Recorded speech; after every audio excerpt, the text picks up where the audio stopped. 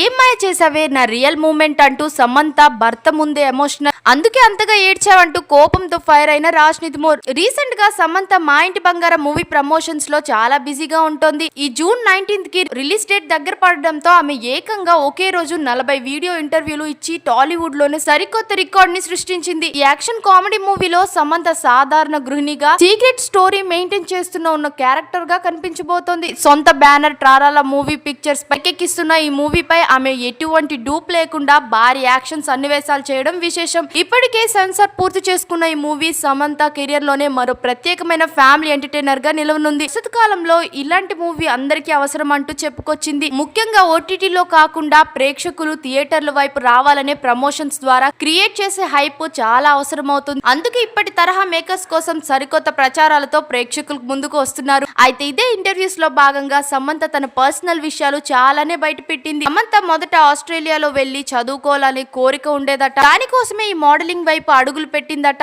ఇక్కడ సక్సెస్ రావడంతో ఇక రూట్ మార్చుకొని ఇక్కడే ఉండిపోవాల్సి వచ్చిందంటూ తన భర్త రాజ్నిధి మోర్ ముందే తన మొదటి సినిమా కోసం మాట్లాడింది సమంత. నా ఫస్ట్ ఫిల్మ్ ఏం మాయ చేసావే, అది నా 15 years కెరియర్ లోనే లైఫ్ చేంజ్ మూవీ ఏదైనా ఉంది అంటే ఏం మాయ చేసావే మూవీ అనే చెప్తాను.